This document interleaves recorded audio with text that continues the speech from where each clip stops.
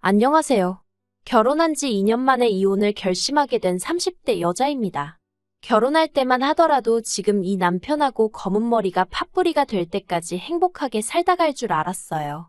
웨딩 마치할 때는 팔짱 끼고 들어갔는데 이제는 남보다도 먼 사이가 되었네요. 지인의 소개로 알게 된 남편과는 3년을 만났습니다. 당시 남편은 직장을 다니는 평범한 회사원이었고 저는 중학교 선생님이었지요. 첫 만남에 불꽃이 튀어 사랑에 빠지고 그런 것은 아니지만 취미가 비슷하다 보니 만나면 늘 얘기거리가 있어서 지루할 틈이 없었어요. 그래서 그때는 남편과 제가 정말 잘 맞는다고 생각했던 것 같습니다. 주말에도 만나면 취미 생활을 같이 하며 시간을 보냈으니 싸울 일도 없었고요. 그런데 지금 생각해보면 취미 생활만 하느라 막상 서로가 어떤 사람인지 알아가는 시간은 부족했던 것 같아요. 대화의 주제도 늘 취미에 관련된 것들이다 보니 깊이가 없었다고 해야 할까요? 사람을 만나면 다방면에 걸쳐서 이야기를 해보고 여러 가지 상황 속에서 성격을 파악하려고 했어야 하는데 말이에요. 왜 어른들이 그런 말씀하시잖아요? 결혼하기 전에 술도 같이 마셔보고 운전하는 것도 보고 사람들하고 어떻게 싸우는지도 살펴보라고요. 그런데 돌이켜보면 저는 남편과 술을 마셔본 적도 없었고 운전도 주로 제가 했어요. 정말이지 생각할수록 아쉬움이 많이 남네요. 그래도 결혼을 결심했던 건 어쨌든 같이 있는 시간은 즐거웠고 별다른 잡음이 없었기 때문입니다. 울며불며 싸워본 적도 없고 둘 중 누구도 헤어지자 소리를 함부로 입에 담지 않았지요. 그래서 남편이 프로포즈를 해왔을 때 고민하고 말고 할 것도 없었어요. 이 정도로 잘 맞고 이 정도로 사귀었으면 당연히 하는 거라고 생각했달까요? 게다가 어른들이 중요하게 보는 소위 객관적인 조건들 있잖아요. 부모님 재산이나 학벌이라던가 그런 것들이요. 그런 부분에 있어서도 크게 차이가 안 났어요. 아니, 차이가 안 나는 줄 알았어요. 남편의 거짓말이 드러나기 전까지는요. 결혼 준비를 하는 과정에서 남편의 재정 상태는 전혀 의심하지 못했어요. 어떻게 된 일이냐 하면 일단 저희 친정의 경우 친정아버지는 대기업에서 정년퇴직을 하셨습니다. 그리고 친정어머니는 그런 아버지의 내조를 하면서 평생을 전업주부로 사셨지요. 언젠가 친정어머니께 이런 생활이 갑갑하지 않으시냐 물었더니 워낙 어려서부터 조강지처가 되라는 외할머니의 말씀이 있기도 했고 성격 자체가 청소나 요리하는 걸 좋아하시다 보니 당신은 행복하다 하시대요. 하지만 저는 친정아버지를 닮았는지 어려서부터 꼭 제 직업을 갖고 싶었어요. 아침마다 당신이 다니는 회사의 자부심을 느끼며 출근하시는 아버지가 멋져 보이기도 했고요. 아무튼 저는 자신있게 화목하고 좋은 집안에서 자랐다고 말할 수 있어요. 반면에 남편은 아버님은 사업을 하시고 어머님은 은행에 다니신다고 저에게 이야기를 했었거든요. 그것도 몇 번씩이나 말이에요. 그래서 그 말을 철석같이 믿었습니다. 상견례 자리에서도 친정부모님이 시부모님께 지나가듯 사업은 잘 되시냐, 은행에서 근무하시면 그래도 여러 가지 좋은 점이 있지 않냐 그런 질문들을 하셨는데 그때 아버님 어머님 두 분 다 굉장히 자연스럽게 대답을 해주셨고요. 그리고 결혼 준비도 친정에서 1억을 해준다 하니 시댁에서도 1억을 해주셨어요. 그러니 제가 아버님 사업장을 찾아가 볼 것도 아니고 어머님 은행 지점에라도 가서 어머님을 찾아봤어야 할까요? 솔직히 그렇게까지 해야 한다는 생각을 전혀 못했지요. 아니, 그렇게 해야겠다는 생각을 했으면 오히려 이상한 상황이었어요. 그런데 결혼하고 2달쯤 되던 시기에 남편이 샤워를 하고 있었거든요. 그런데 남편 핸드폰에 뭔가 알람이 계속 울리더라고요. 신혼이고 야밤이었는데 알람이 자꾸 오니까 남편을 의심한 건 아니지만 그래도 왜인지 찜찜하고 성가신 거예요. 그래서 핸드폰을 슬쩍 봤더니 어머님이 계속해서 문자를 보내고 계셨습니다. 그리고 거기엔 황당한 내용이 적혀 있었어요. 달랑 하나 있는 부모 아파트 담보 잡아서 1억씩이나 땡겨 써놓고 돈도 한 푼 안 보내냐. 씻고 나와서는 분위기를 잡으려는 남편에게 제가 핸드폰을 보게 된 경위를 설명하면서 미안하다고 하지만 이게 무슨 말이냐고 따졌습니다. 그랬더니 남편이 차라리 잘 됐다며 사실대로 이야기해주겠다는 거예요. 그리고 알게 된 건 아버님이 하신다는 사업은 작은 식당이었고 어머님은 은행 건물 청소를 하신다나요. 그러더니 식당 사장도 사장 아니냐며 그래서 사업이라 했고 어쨌든 은행원들하고 같은 건물에서 일하는 거니까 완전히 거짓말을 한 건 아니라대요. 제가 어이가 없어서 차라리 거짓말을 해서 미안하다고 사과를 하라 했습니다. 말도 안 되는 억지는 왜 쓰느냐고요. 그리고 그제서야 남편이 한다는 말이 미안하답니다.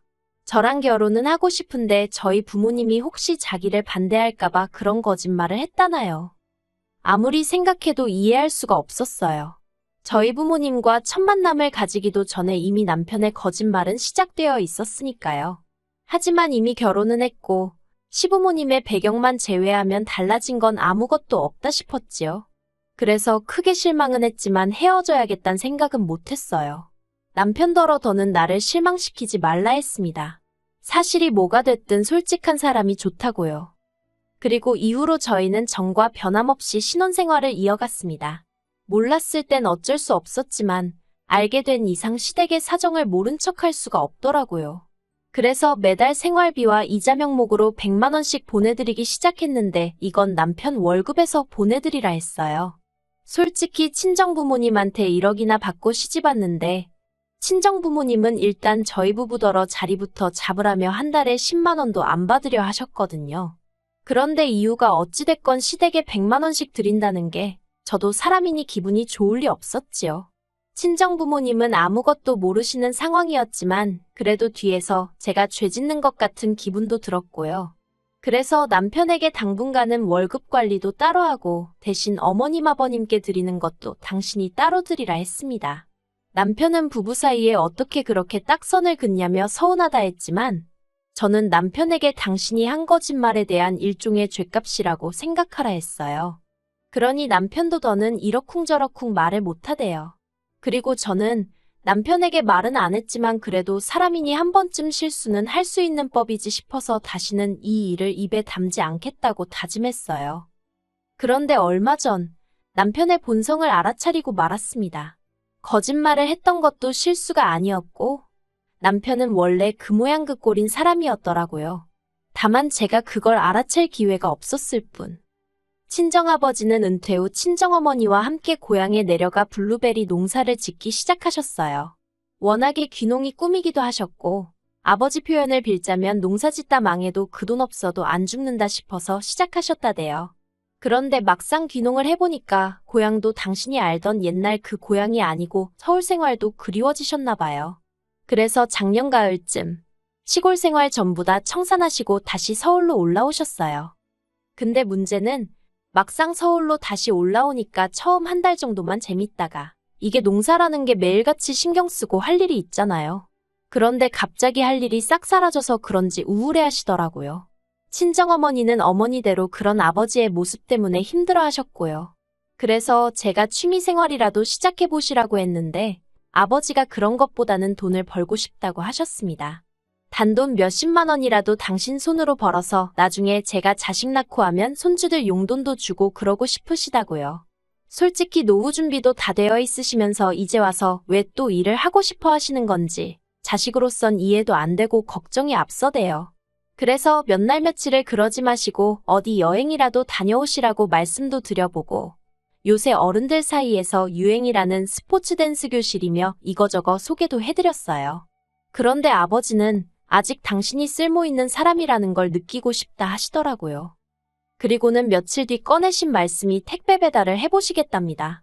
친정어머니랑 같이 다니면서 하면 드라이브도 될 것 같고 움직여야 하니까 운동도 되지 않겠냐면서요.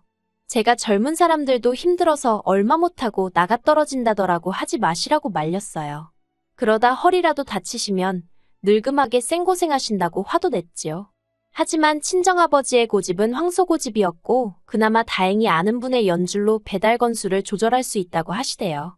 그래서 하루에 한 50건 정도만 배달하면 된다고요. 그래서 결국 한번 해보시라 했습니다. 대신 조금이라도 무리가 된다 싶으면 바로 그만두시는 거라고 몇 번이고 다짐을 받았네요. 그렇게 택배 일을 시작하신 아버지는 우울해하시던 얼마 전과는 완전히 다른 사람이 되어가셨어요. 전에는 시원한 사무실에서 일을 하는 게 제일이다 생각했는데 이렇게 땀 흘리며 다녀보니 다시 젊어지는 것도 같고 기분이 끝내준다 하시대요. 그리고 친정아버지의 상태가 좋아지니 친정어머니도 걱정거리가 줄었다며 얼굴에 미소가 떠나질 않았지요. 제 우려와는 달리 너무나 즐거워하시는 두 분을 보고 있으니 나이만 생각해서 제가 너무 저희 친정부모님을 과소평가한 건 아닌가 싶대요. 그런데 어느 날 퇴근하고 집에 돌아왔는데 남편이 씩씩거리고 있더라고요. 제가 무슨 일이라도 있었냐고 물으니까 오늘 회사에서 쪽팔려 죽는 줄 알았다는 겁니다. 그래서 그게 무슨 소리냐니까 친정아버지께서 자기 사무실이 있는 건물에 택배 배달을 오셨다는 거예요. 그게 뭐 어때서 하니까 배달이나 하러 오셨으면 배달이나 하고 가면 되지 왜 자기를 아는 척을 하냐며 짜증을 내대요. 그때부터 저도 전후 사정은 잘 몰랐지만 기분이 나빴어요. 하지만 꾹꾹 눌러 참으며 남편더러 화만 내지 말고 자세히 말을 해보라 했습니다. 그랬더니 남편이 한다는 말이 점심 먹고 동료들하고 들어오는데 택배 조끼를 입은 노인네가 두리번거리더랍니다. 그러니까 남편 옆에 있던 동료 중 한 명이 어르신 어디 찾으시냐고 물었나 봐요. 친정아버지가 택배를 보여주면서 여기다 배달을 해야 되는데 사무실이 다 비슷하게 생겨서 찾기가 어렵다며 웃으셨고 그러다가 이제 저희 남편을 발견하시곤 어이구 사위? 여기서 일하는가 하셨답니다. 아니 장인이 사위를 봤는데 그러면 모른 척 하나요? 제가 남편더러 당신 동료가 아버지 도와드리는 동안 당신은 우리 아버진지 못 알아봤냐고 물었어요. 그랬더니 알아봤지만 거기서 쪽팔리게 아는 척을 어떻게 하냐고 오히려 화를 내대요. 그래서 자기가 고개까지 돌리고 있었는데 저희 아버지가 기어이 아는 척을 했다면서 너무 짜증이 난대요. 장인장모 잘 산다고 얘기했는데 이게 뭐냐면서 저희 친정부모님 때문에 자기가 거짓말쟁이가 되었다나요. 듣고 있는데 어찌나 황당하던지 그리고 동시에 친정아버지가 받으셨을 마음의 상처가 걱정이 되었어요. 하지만 이를 크게 만들고 싶지 않아서 남편에게 기분 나쁜 티를 내는 대신 친정아버지가 얼마나 당신이 반가웠으면 그러셨겠냐고 그냥 적당히 넘어가라고 했습니다. 그런데 남편은 계속해서 하는 말이 이제 와서 말이지만 장인어른은 배려심이 부족하답니다. 상견례 때도 그렇고 이번에도 그렇고 왜 번번이 상대가 불편해할지도 모른다는 생각은 못하고 질문도 너무 많고 어떻게 직장에서 안 잘리고 그렇게 오래 버티셨는지 모르겠다나요. 그러면서 요즘 같았으면 진작에 잘리셨을 거라는데 정말 더는 못 들어주겠더라고요. 그래서 제가 남편더러 적당히 좀 하라고 화를 냈습니다. 우리 아버지가 일부러 당신 망신 주려고 그 건물에 배달을 갔냐? 그리고 우리 아버지가 배달이라는데 당신이 뭐 보태준 거 있냐? 사위씩이나 돼서 우리 아버지한테 용돈 10만 원이라도 드려봤냐? 그러면서도 우리 아버지가 나타라고 준 차는 네가 맨날 끌고 다니지 않냐? 너는 네 회사 동료들이 네 장인보다 중요하냐? 정말 남편한테 그렇게 큰 소리로 화를 내본 건 처음이었네요. 그리고 그제서야 남편도 아차 싶었는지 눈을 땡그랗게 뜨고는 저를 보더니 기껏 한다는 말이 팔은 안으로 굽는다더니 맞네. 그러고는 방으로 쏙 들어가 버리는 거예요. 어이가 없어서 그럼 팔이 안으로 굽지 밖으로 꺾일 줄 알았냐 하고는 방문에다 악을 썼어요. 그런데도 도무지 화가 풀리지가 않대요. 그리고 이튿날 아침 남편이 방에서 기어 나오더니 저를 본체만 채 하더군요. 그래서 제가 할 말 없냐니까 자기가 무슨 말을 하냐입니다. 자긴 틀린 말 한 거 하나도 없다고요. 그러면서 자기한테 혹시 사과 같은 거 기대하냐면서 꿈깨랍니다. 사과는 오히려 자기가 장인어른한테 받아야 할 판이라며? 말 같지도 않은 소리 듣고 있는데 지긋지긋하더라고요. 그래서 그냥 너 같은 인간한테 내가 뭘 기대하겠냐면서 별 볼 것도 없는 거 그나마 함께한 세월 때문에 어떻게든 풀고 살아보려고 했는데 넌 답이 없다고 그냥 이혼하자 했습니다. 너 같은 것도 사람이라고 한 집에서 이불 덮고 어떻게 살겠냐고요. 솔직히 저희 남편이 어디 가면 장인장모 돈 많다, 우리 와이프는 교사다, 그걸 무슨 자랑마냥 떠들어대는 사람이에요. 그러면서 곧 죽어도 자기 부모 얘기는 안 하거든요. 그럴 때면 저는 그냥 얼마나 스스로 내세울 게 없으면 처가랑 와이프 얘기만 저렇게 할까 싶어서 안쓰럽고 그랬는데 더는 꼴 같지 않은 남편한테 그런 배경도 돼주기 싫대요. 솔직히 저는 친정아버지가 정말 대단하다고 생각해요. 그 연세에도 늦었다 지레 겁먹고 포기하는 법이 없으시고 무엇이든 최선을 다하시는 태도가요. 요새 젊은 사람들이 끈기도 없고 열정도 없어서 툭하면 포기하는 일이 많은데 저희 친정아버지는 그런 면에서는 누구에게나 롤모델이 될 법한 분이세요. 그리고 친정어머니도 그런 아버지를 항상 믿고 지지해 주시니 자식 입장에선 정말 두 분께 감사할 뿐입니다. 남편 때문에 졸지에 이혼녀 딱지를 달게 되었지만 저는 괜찮아요. 친정아버지께는 솔직하게 말씀드리면 당신 때문에 이혼한다 생각하실까봐 이것저것 서로 안 맞는 부분이 많아서 더는 못 살게 되었다고만 말씀드렸어요. 저에게 다음 결혼 생활이란 게 또 있을지 모르겠지만 그때는 정말 인간됨됨이부터 확인할 생각입니다.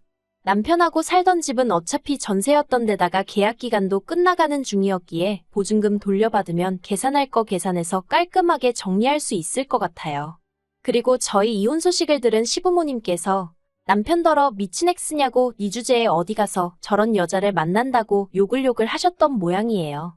저한테도 어머님이 연락해 오셔서는 아들 교육 잘못 시킨 당신 죄라며 한 번만 참고 넘어가라는데 죄송하지만 그렇게는 못한다 했어요.